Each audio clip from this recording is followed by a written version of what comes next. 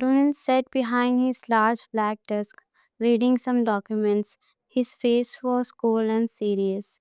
Two of his men stood in front of him like guilty students. You kidnapped the wrong girl, Ronan said calmly. Yes, boss. In front of the security cameras? Yes, boss. In the middle of the city? Yes, boss. Ronan closed the file slowly. You had one job. The two men looked like they wanted to disappear.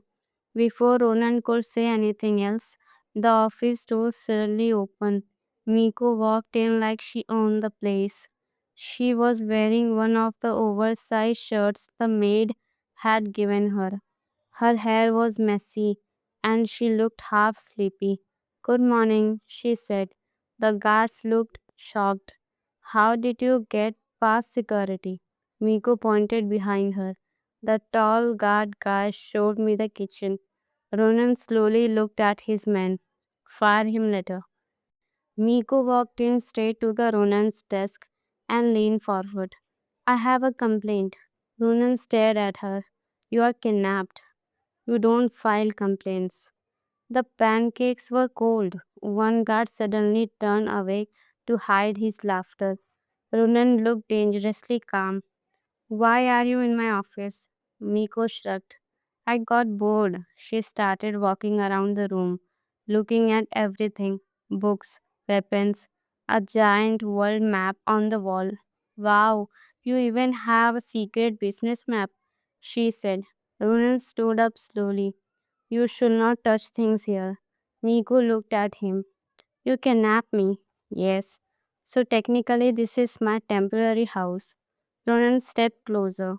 The distance between them was small, very small.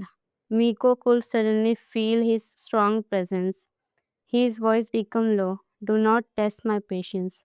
For a moment, the room felt heavy, but then Miko smiled. You look less scary in daylight. One of the guards quietly whispered, She's insane. As Miko turned around, she accidentally hit the corner of the desk. She held her hand. Ronan noticed immediately. He grabbed her waist. His touch was firm but careful. Let me see. The small cut on her hand was bleeding slightly. His expression darkened. Who removed her rope last night? One guard raised his hand slowly. I did, boss. Then why is her wrist injured? I don't know. Ronan glared at him.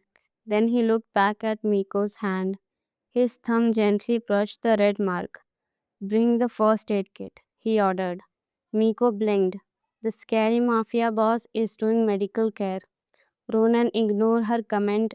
One guard quickly brought the kit. Ronan cleaned the small cut himself. His movements were surprisingly gentle. Miko watched him carefully. You're not as evil as people probably think, she said softly. Ronan paused. Then he replied quietly, You don't know anything about me. His eyes looked darkened for a moment. After finishing the bandage, Ronan stepped back. You will stay in the east wing, he said. You will not leave the mansion. You will not enter the office again. Miko nodded. Okay. Then she pointed at the door. But I just entered it.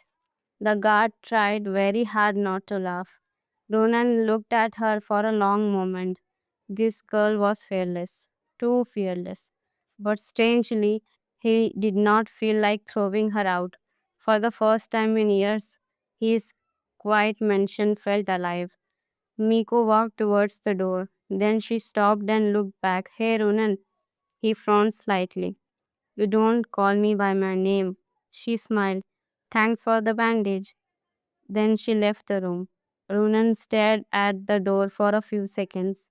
One guard slowly spoke. Boss, should we return her? Ronan sat down again. His voice became cold. Not yet. Outside the office, Miko walked through the hallway, smiling. Dangerous mafia boss. She whispered to herself. Then she giggled. Interesting. And somewhere deep inside the mansion, something dangerous had just started. Ronan was in his office late at night. The lights were dim and the room was quiet except for the sound of papers moving on his desk. One of his trusted men, Victor, walked inside. Boss, he said seriously, placing a file on the desk. We found information about the girl. Ronan leaned back in his chair. Miko? Victor nodded. Yes. Ronan opened the file slowly. Inside were photos and documents. At the top was written name Miko Gion. Ronan's eyes narrowed slightly. Gion? Victor looked uneasy. Yes, boss. Ronan flipped the page, then he stopped. His expression slowly changed. For the first time that night, he looked shocked. Victor spoke carefully. Her father is Jeon Jungkook. The room became silent. Everyone in the mafia world knew that name, Jeon Jungkook, a man more dangerous than most crime bosses, a legend in the underground world, powerful, untouchable, ruthless. Ronan slowly closed the file.